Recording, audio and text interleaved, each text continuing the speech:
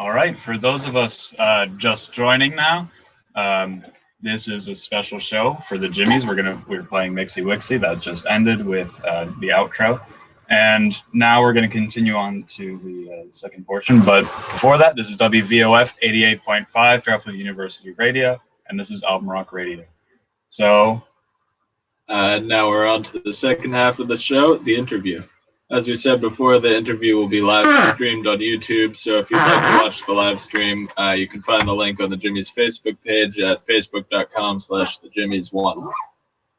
So, hey, Jimmy, thanks for finally showing up. Yeah, we're happy to have you here. So, can you give us a brief history of the Jimmies?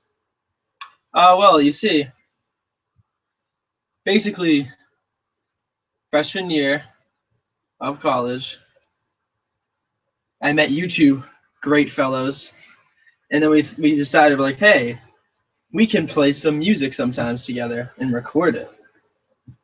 So then we did it, and we made the Christmas album, and it was not so good, but we got better, and better at recording, and better with everything, really.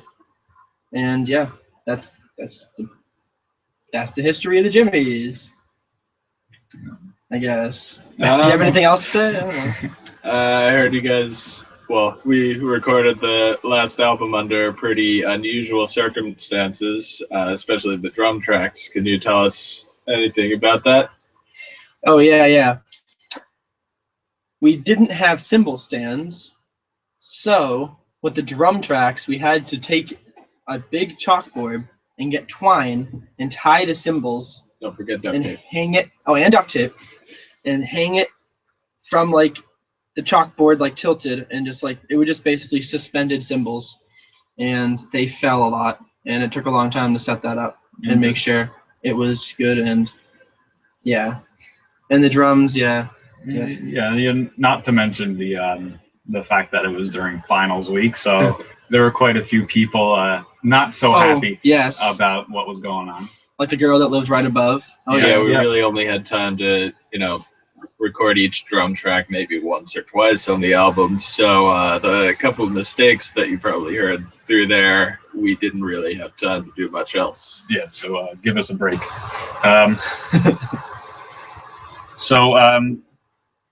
Now, Jimmy. Yes. Are you working on any new material for the album? I'm sure the audience would like to know, but especially I would like to know. Well, you see, it's been a busy semester, but I have the demo in my head at least. I have it somewhere. It was on my old laptop, but I remember how it goes. It was on my phone too. For a another punk song, but it's gonna be in German, and it's going to be amazing. And it's about counting, and it's going to be called Fünf. That sounds like it's going to be your masterpiece. Now, yes. Do you think the drums are going to be any better on it than they were in the examples played already for today? I think they will be, because Mike has had time to improve with his drums, right, Mike? Oh, yeah. So, and I don't think it'll be as fast or loud. Yeah. I'm trying my best not going to scream as crazily. So what would you say are some of the band's biggest influences? Biggest influences? Well, basically, we do rock music for the most part. And, we have influences as far as, like, from folk, like Bob Dylan, and also, like, what are they called? Simon and Garfunkel as well, for so like Fishing Town in the beginning kind of sounds like a Simon and Garfunkel song almost. And yep. Shout out to the Kinks. John, do you have anything else to add? Yeah. Well, I think he pretty much covered everything. But so you were naming some of the songs on this past album. What's your favorite of all time Jimmy song? Favorite of all time.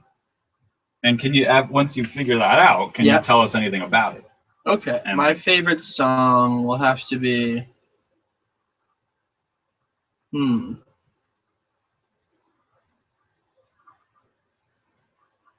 Well, you see, I wanted to say it first, "Screaming at a Princess Party," but it's really not the best quality, so I wouldn't say that's my favorite song. I wouldn't really say like that. I like "Take a Chance" a lot. I think it's catchy, and I think like the drums and like the guitar, it just like came out pretty well. I think Everything kind of came together pretty Yeah. well on that song. I thought it was came together well, and you know, I wrote the guitar riff, so yeah. So, Mike, what would your favorite be? I would probably have to go with Eye Biter Man, that or Fishing Town. I mean, Fishing Town is the most, like pop kind of, the kind of thing we would expect the most people to like and that sort of thing. And, I think we got the recording down pretty well and it came out really well. But Eye Biter Man is just so much fun to listen to, and it was so much fun recording. We just got to mess around however much we wanted. How about you, John? I'm definitely gonna have to agree.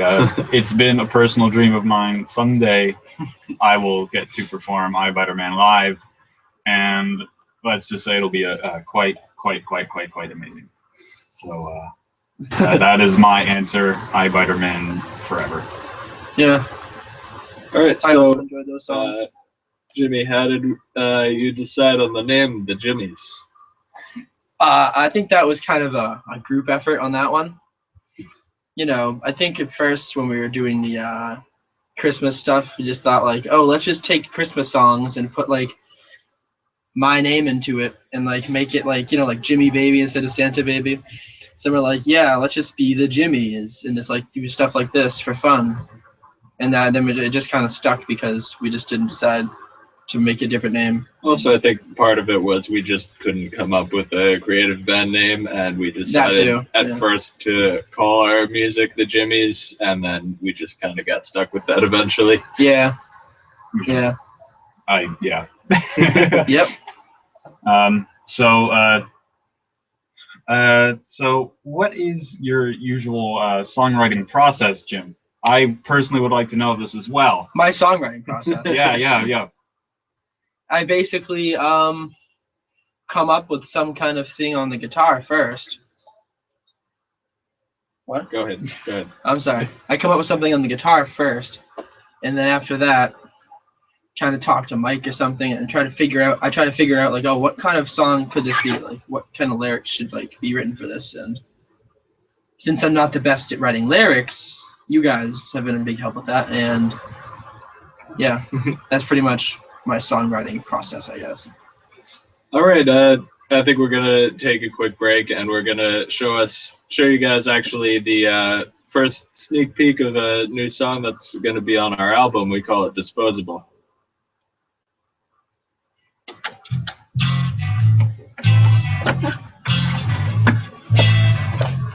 How was that? Pretty good.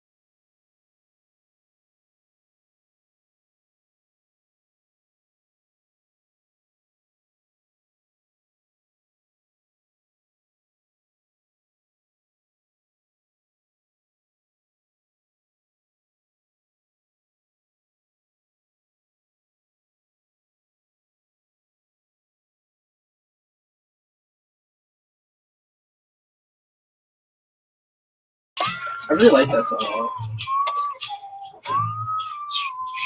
Honor. So that was Disposable, one of our new songs for the upcoming album that has yet to be named. And it's called Disposable, obviously, as it was said several times. And it's the story is I basically walked into a bagel shop one day and I saw this painting on a wall where a man was being put into a garbage can, and underneath it said Disposable. And a couple hours later, all of a sudden, I got this tune in my head. And basically, I had to write it down, and that's how the lyrics for Disposable came about. And it shouldn't be taken as its meaning exactly what it's saying. It's a sarcastic song. It's supposed to be taken as a sarcastic song. And it featured my debut on the plastic bag yes, for the percussion. But what kind was of great. plastic bag do you use? I believe Disposable one. I believe that was my bag from CVS or something. But thanks, Jim. You're welcome. All right, so getting back to the interview, what are some of your favorite musicians, Jimmy?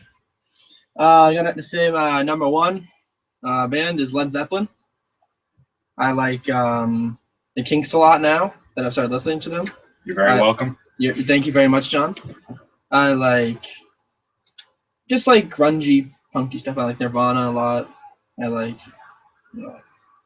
Minor Threat, man. How about you, John? Where do I get it? I don't know. Sometimes it just kind of pops up in my head, but most of the time, I think a lot of the core ideas comes from obviously what I listen to, mainly stuff like the Beatles, the Who, and especially recently the Kinks. He just had his breakup with the Beatles, and so now Oh yeah. his favorite band is the Kinks. Officially. He had gone from Life liking the event on Beatles Facebook. and the Beatles being his favorite band forever, and now he dumped them. The divorce is final. Yes, finally. Jimmy, Yeah. tell me, what is this? What do you have on this Facebook and YouTube and banking? Just tell us about what's on there. What do I have? No, just The in band. general, the band. Oh, I'm sorry. Oh, well, yes. On Facebook and YouTube and Bandcamp, all our music, basically, Mixie Wixie, and I'm pretty sure Greatest Hits is on there too. A couple. Well, a on couple? YouTube we have all the greatest hits, but Oh, you know, okay. we have. But on Bandcamp Bandcamp the it's two just Mixie original Wixie songs. because it has to be original songs. Yeah. And we've got Girl in the Cafeteria and Would You Love Me If I Didn't Floss, which Yeah. will probably be coming up later in the show. Mm-hmm. Yep. Okay. So Jimmy, do you have any tips for new musicians just getting started out? Oh, yeah. I think I do. What you have to do is just go for your dreams. No. Yeah. Basically, just By Twine. find some friends that also like to play music, and just do it together.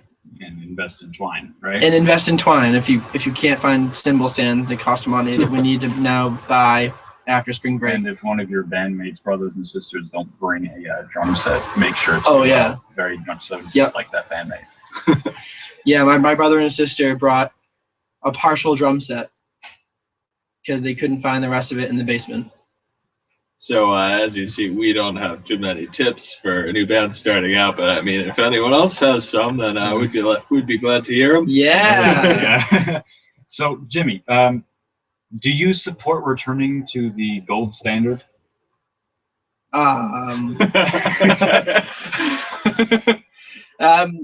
What is your Would you like opinion to- on fracking? I'm not sure what fracking is actually. Do you support Obamacare? Actually, Uh, don't answer that question. I don't want. Can you walk us through a typical day of Jimmy? typical day of Jimmy. Okay. Basically, I wake up and drink lots of water because it's great.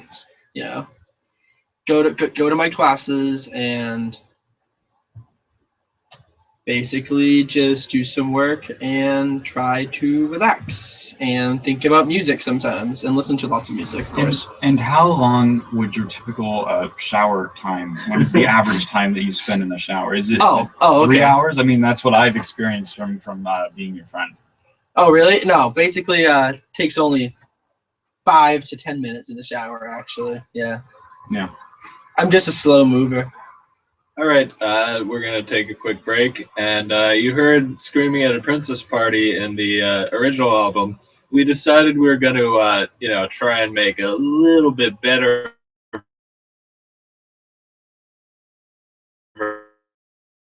Play that. Better. I mean, I don't know if it's better. It's a lot better. Yeah, it's a lot so better quality sound. so here you go.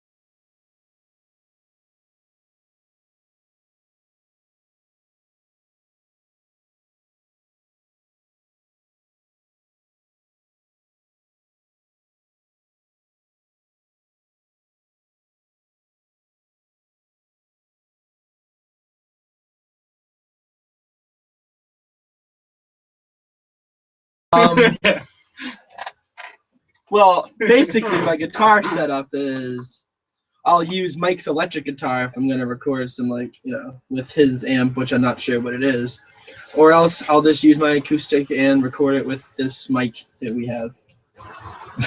That's how it goes. All right. Yep. So, you have any interesting stories from recording the last album? I can think of a few probably. For example. For example, during the recording, which a lot of it happened late at night when we were tired and cranky. I think you were mainly the cranky engine. Well, you see, I don't know why no stories are coming to my head right now. You say a story first, and I'll think of one. Well, let's see. So there was the time where I left the room, and we're okay. So this is the first time we're recording the drums, and we got this whole setup done. Jimmy's off doing whatever, we don't know. Yep. We hung the cymbals with twine. Which took us like an Oh, yeah, hour yeah, or yeah, so. That takes about. I an remember hour this, to, and then I showed up. Jimmy, you got to see this. You got to come in. But yeah, Yeah, that too. But so I'm leaving the bathroom. Mike's doing whatever. He's still setting up the drum set. And I come back in and I find the cymbals on the ground. The blackboard we hung them from all, kind of askew. And I'm just, what happened here? That was the day we learned to double wrap the twine. And duct tape reinforce it. A lot of duct tape. Thankfully, no one really need cymbal stands. Thankfully, no one walked in the middle of. If anyone would like to donate cymbal stands, call. Yeah, we're working on it. So hopefully we'll have that eventually. Donate to the Jimmy Fund. The Jimmy's Fund. So Jimmy. Yep. Imagine you're watching a concert and one of the band members spontaneously combusts. You get called to the stage to replace that band member. Who's that band, and what song do you play first? They spontaneously combust. Yes, that is the fact. That band would be Pantera, when Dimebag Darrell spontaneously combusted during a show or got shot. It doesn't have to actually be someone who's dead. I know. All right. Well. Okay. Okay. That's the band. That'd be fun. I could play for Pantera. That'd be cool. All right. How about you, John? Well, it'd probably be the Kinks. I'm gonna have to go with that again, and I would want to do I Better Man. Yeah, that too. So, Mike, what would you do? I would love to play with like Nirvana or something. That's one thing that, I know a lot of the songs that I could play along. I would say like it's really not one of their more famous songs or anything, but the song School would probably be a lot of fun to play along with them. Oh, that would be really fun. And I changed my mind because I realized that was not the best answer. You see, if I was actually, going to play with a band, it'd probably be either Nirvana or Led Zeppelin. I love them, so I could play The Crunge by Led Zeppelin. Either play the guitar, or I think singing it'd be pretty fun too. Where's that confounded bridge? All right, so Jimmy, where do you get some of your songwriting inspiration? From John McGovern and Mike Roach, and from my head. Inspiration? I don't really get inspired, you see. I just sit there and think and write. Well, that's that. Some people do it your way, some people do it another way. Yeah. I just kind of, if they just pop in my head sometimes, and then I have to write it down. Is that really inspiration, though? I don't know what you mean by that. Sometimes. Yeah. All right. So I would say for me, it generally ends up being, I'm not all that great with coming up with lyrics or anything, but it tends to be that, I'll come up with some melody or something like that, or some guitar riff, and I'll just end up recording that wherever I am, or trying to remember how it goes. And then, I show it to John or Jimmy, and then we generally all kind of work on coming up with lyrics to it together and see if we can figure out a topic for it and all that kind of stuff. So, Jimmy, how did the Jimmies end up getting together and start playing music from just, being a friend group and just hanging out and really not doing any of that kind of stuff before? Well, let's go back, like I said before, to freshman year. When I first started hanging out with you guys, we thought it would be a fun idea to do at first, we got together, went into the piano room, down the basement of Jogues, where I lived and John lived, and we all hung out pretty much. And we just started writing like different lyrics for Christmas songs and because it was around Christmas time, and just writing it and playing it and recording it on the laptop mic, which didn't come out well. But then we decided, hey, if we actually got like good mics and wrote like original songs and stuff, this would be a fun thing. So we're like, let's do it. We're the Jimmies. We're gonna write music and we're gonna try to actually not just do cover songs like we did for the greatest hits. I remember kind of, it was one of those things where friends will just be hanging out and really they'll, something funny will come up and they'll decide to write out lyrics of, sort of like a parody song of some other song, just write a song about each other and that sort of stuff. And then, one thing led to another and we just kind of decided, well, we have these songs written out. Maybe we should record them because we have enough people who, can sing and play guitar and stuff like that. And so after that, we just, realized that it was a lot of fun to record together and we just did our own album like that. Mm-hmm. Now we're going to take another break and play you a song that we sort of just, we were hanging out in the room and we just decided, I pulled out my keyboard and started playing random chords and stuff. Oh, yeah. And, John just started telling a story over that and it turned out pretty funny. So here you go. Yeah. Oh, we'll do it. Come on, we gotta set up. Doesn't have to be something that's dead.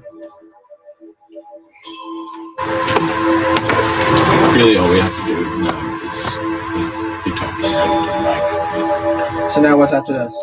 Wrap.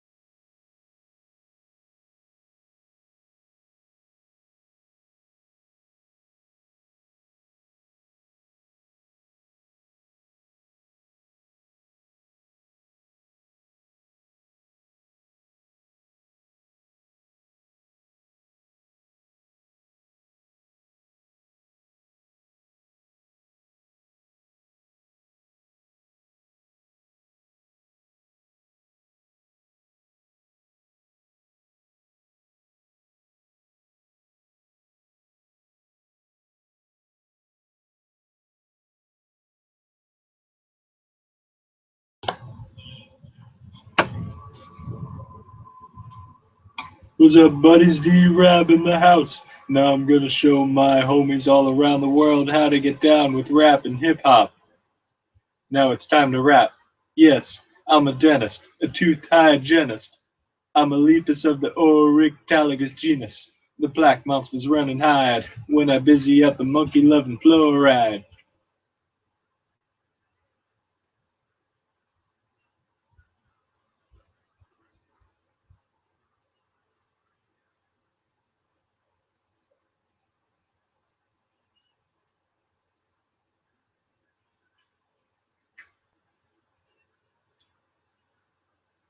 If you, and that is, let's go. When I get paid, better brush chillin', or sooner or later I be drillin'. And while I make a killin', you won't have a shillin', that's for sure.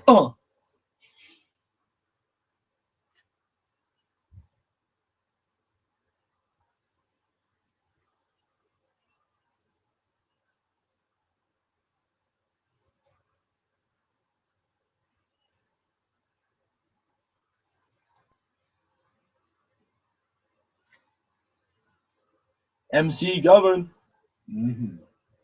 When you get the plaque, you be back for more. Not twice, but thrice, and that's me being nice. So take my advice, and every day to slice till the dirty, rotten plaque gets iced. Gets iced.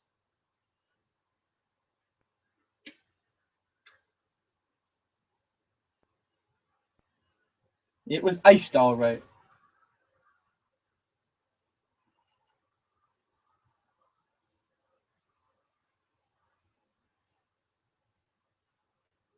All right. Don't floss, you're lost. You think it's okay? Try saying that with missing teeth and tooth decay. It'll hurt like an itch, and you'll be coming my way. My way, My way. my way. My way.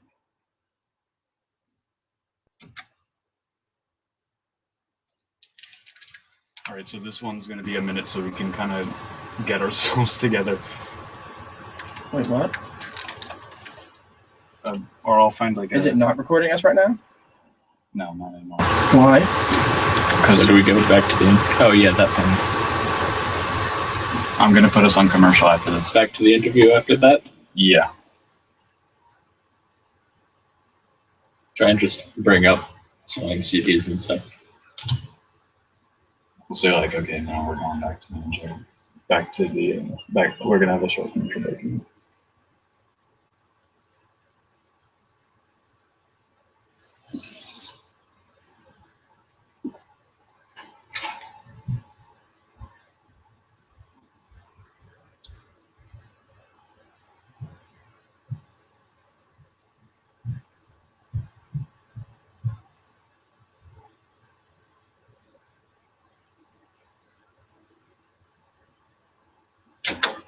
All right, so that was a live version of Would You Love Me If I Didn't Floss, and now we'll have a short commercial break before coming back. So that was Would You Love Me If I Didn't Floss live, and now we'll have a short commercial break before we continue. Did you just like say that twice on the video or what? I did. You did? No, I didn't actually, because it wasn't recording me the first time. All right. So what next? Interview. I guess I'll go first. Please. I have to realign my mind.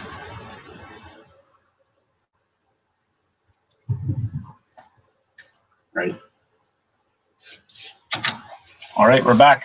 All right, so one last question for the interview. Jimmy, what were some of your first musical experiences? I mean, what got you started playing guitar and singing and, you know, getting into music in general?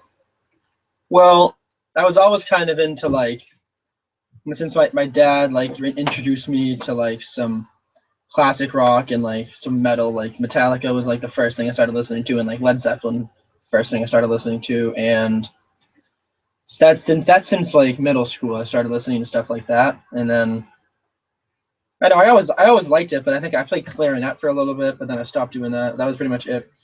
And then in 10th grade I took this music class at in high school, 10th grade. This music class with I was trying to remember his name, and I don't remember his name. Never mind. But I decided, like, you know, he played guitar a lot during class, and I was just like, huh. And like I learned a lot about like music theory and stuff, like, you know, beginning stuff really, and like listening to music. And I just decided, I'm like, I kind of think I want to play guitar. I want to try that. So I got lessons at school. I went and got myself like a Yamaha acoustic guitar, and I still use that one today because it works fine. And I took lessons for like a year, and then I just kind of taught myself a lot of other stuff, like just by tabs and YouTube and stuff. And that's pretty much it. And how about you, John? What were some of your first musical experiences? Well, I was in chorus for pretty much my entire life. Continue to get into higher levels of chorus, and then I haven't been in chorus since high school. But obviously, since then, I've been with the Jimmies, and that's really been my musical experience. I mean, I learned recorder for a little bit in third grade, and I just got a tin whistle, so I got that going.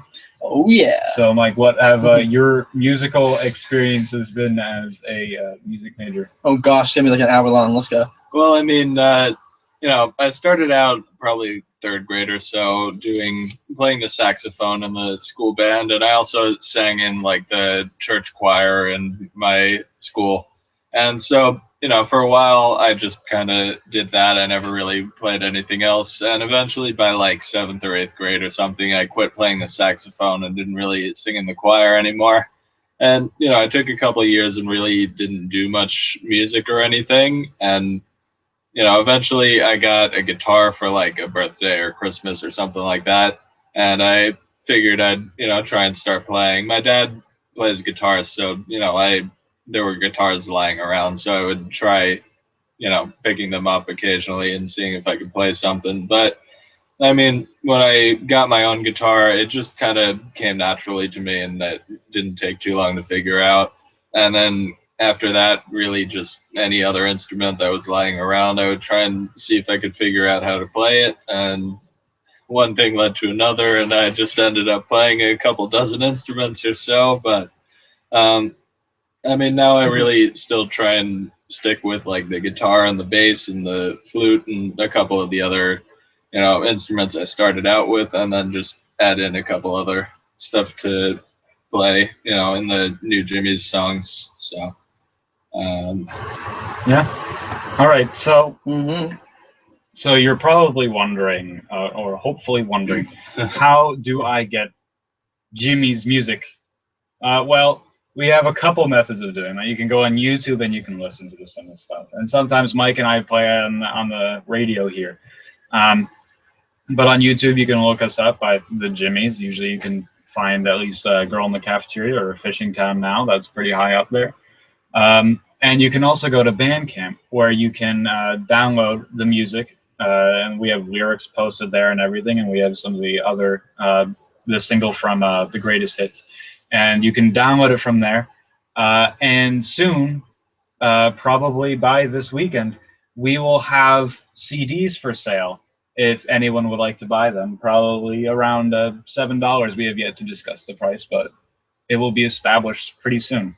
So look forward to that. And this weekend, we're actually going to be coming out with our first sort of single for the new album. I mean, it's coming out a while before, but we just, you know, we got one song pretty much completely done. And so that was a song we showed you already, Disposable. So that's going to be coming out, so you can listen to it whenever you want, and you can buy it if you want this weekend. And that'll probably have a B-side of the Screaming at a Princess Party that we showed you guys. And you can find all this stuff from our Facebook page, again, facebook.com/thejimmies1. And, you know, you can find links to our YouTube channel and our Bandcamp channel and all that kind of stuff, so you can listen to our music whenever you want, really. Yeah. So, Jimmy, do you have any other thoughts on that? Final thoughts is listen to the music and be ready for more, because it's only going to get better. Album number, what is it? Depends how Technically, you count it. I think it's no, 4. it's technically 4. Yeah. But we'll say 3, because I don't want to count the Christmas album at all. No one wants to count I that. want to forget that ever happened. Pretty much. I like Christmas album. I like it's nostalgia. It's bad quality, but you 2 know, or 3 it's there. songs were fun. But Yeah. Yeah. Yeah.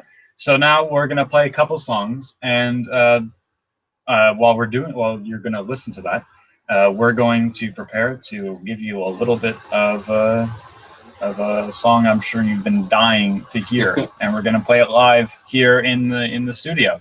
So stay tuned, and here we are to start with Anarchy in the UK from the album The Greatest Hits.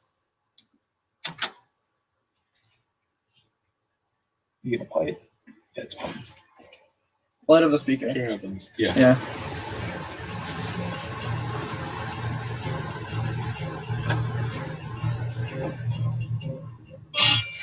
All right, let's do this.